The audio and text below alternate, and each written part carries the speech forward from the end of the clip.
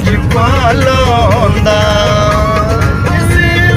सुख दिया सादे असी भी सुख दिया सादे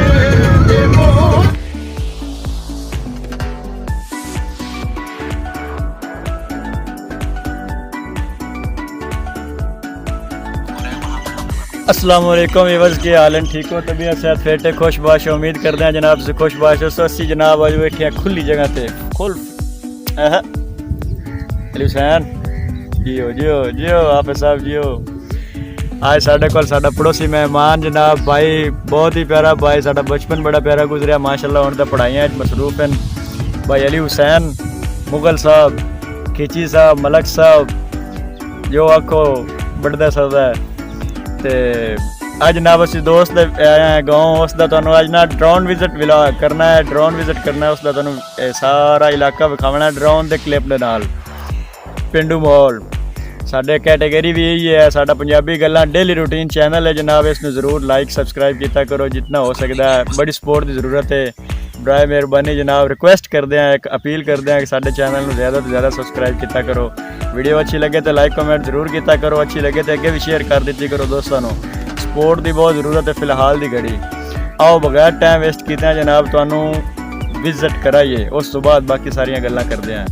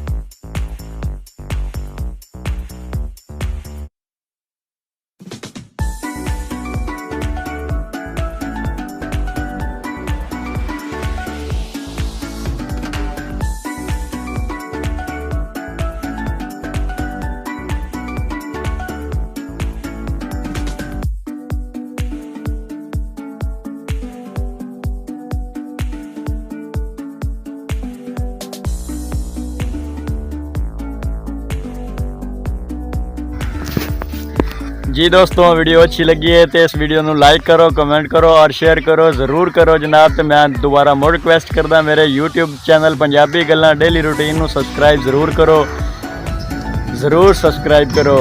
शुक्रिया, मेहरबानी, अल्लाह हाफिज़।